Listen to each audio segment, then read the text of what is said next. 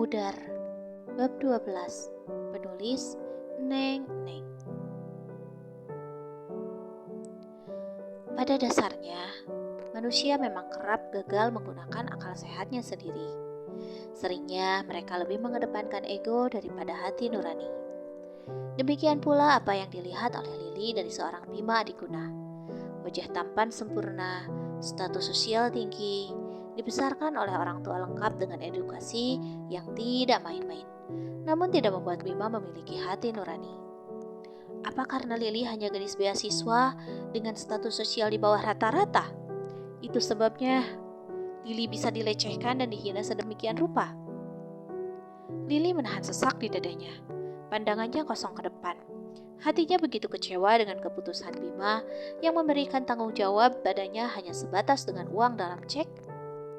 Setelah sempat menampar Bima, Lili turun dari dalam mobil membanting pintu mobil sekuat yang dia bisa. Lili berjalan dengan tatapan kosongnya. Berhari-hari terpuruk dan menangisi nasibnya, kini Lili sudah tidak bisa menangis lagi. Jiwanya rapuh, raganya lemah. Seketika Lili yang awalnya selalu bersyukur, mendadak saja. Kali ini dia merutuki nasibnya yang terlahir sebagai orang miskin. Berusaha keras belajar dan bersekolah di tempat ini. Semata-mata, Lili hanya ingin mendapatkan masa depan yang lebih baik. Mengubah hidupnya dari miskin menjadi kaya. Salahkah Lili dengan segala mimpinya? Namun kini, hanya kecewa yang dia dapatkan. Perlahan, Lili membenturkan kepalanya pada dinding toilet sekolah. Kepalanya terasa berdenyut sakit. Rasanya Lili semakin frustasi saja. Banyak hal berkecamuk dalam pikirannya. Dia sudah mengecewakan bunda, juga ayah yang kini pasti sedang menangis dari alam sana. Melihat Lili gagal menjaga dirinya. Lili berteriak histeris, mengacak rambutnya kian frustasi. Napasnya terengah, matanya memerah. Setelah pertemuannya dengan Bima tadi, kini Lili menyadari satu hal, bahwasanya sebagian harapannya telah memudar dan akan segera menghilang. Bima masih mematung, tangannya mengelus pipinya yang masih terasa perih dan panas. Rupanya tamparan gadis beasiswa itu lumayan keras juga.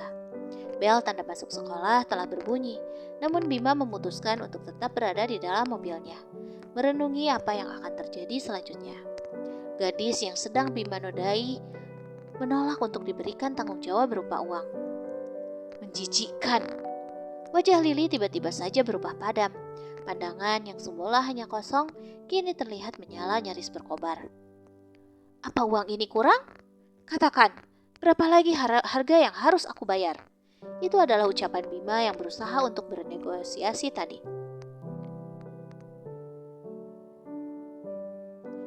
Aku bukan Jal.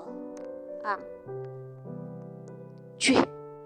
Tepat di wajah Bima, ludah itu mendarat dari mulut kecil ini. Gadis itu terlihat begitu emosi, membuat Bima yang awalnya bisa bicara secara baik-baik ikut terpancing juga emosinya. Jadi apa maumu? Kamu berharap aku menikahimu? Sadar, siapa kamu dan siapa aku? Oke, untuk pertama kalinya, akhirnya Lili menyadari siapa sesungguhnya pria tampan yang sebelumnya pernah dikaguminya tersebut. Ini terlalu memuakkan. Bima sudah membawa kastanya. Maka, jika demikian, Lili pasti akan kalah. Lagi. Kita memang berasal dari kasta yang berbeda. Tapi aku tidak pernah sudi untuk dinodai oleh pria sebejat dirimu. Menjijikan. Sangat menjijikan. Setiap aku mengingat, jika tubuh miskin ini pernah dijamah paksa oleh orang berkasta tinggi seperti dirimu.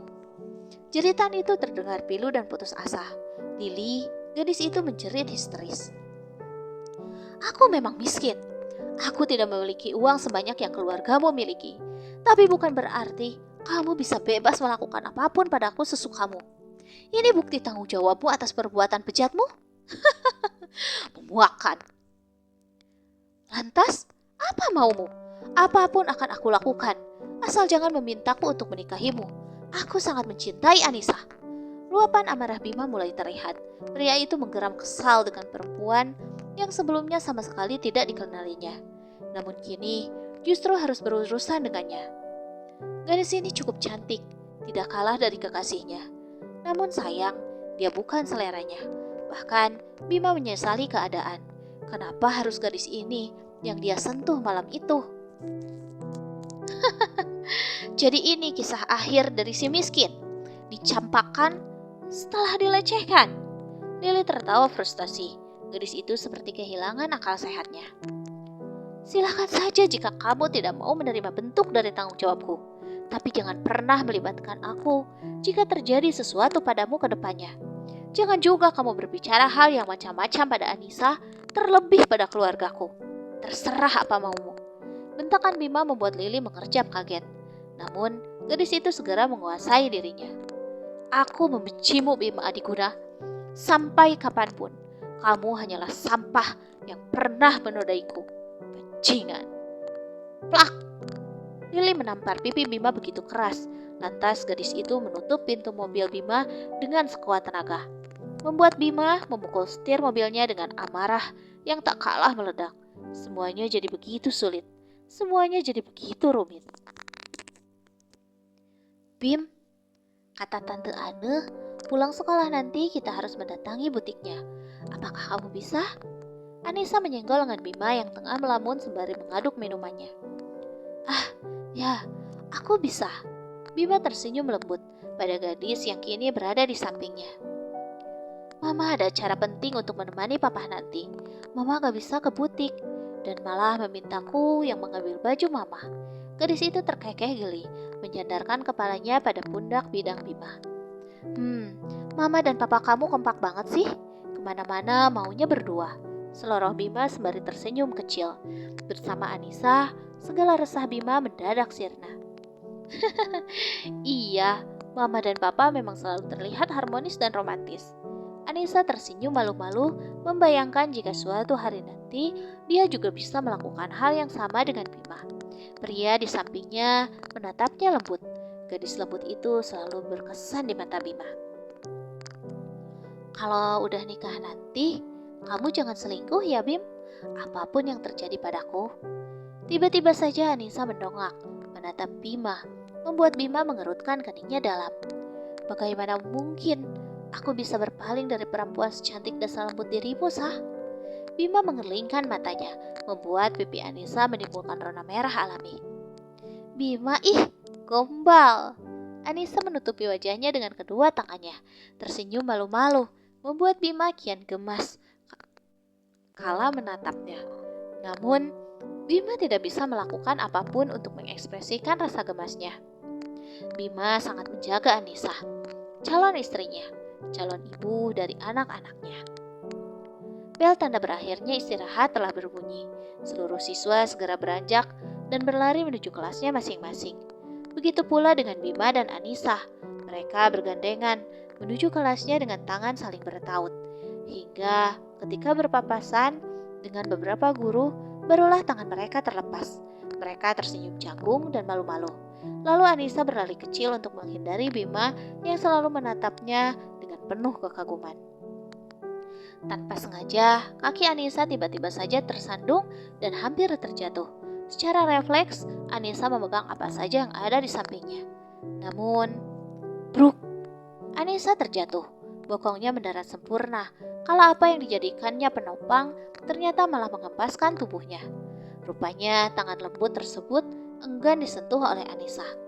Namun, siapakah gerangan manusia yang membiarkan manusia lainnya terjatuh dengan sengaja? Anissa tak habis pikir.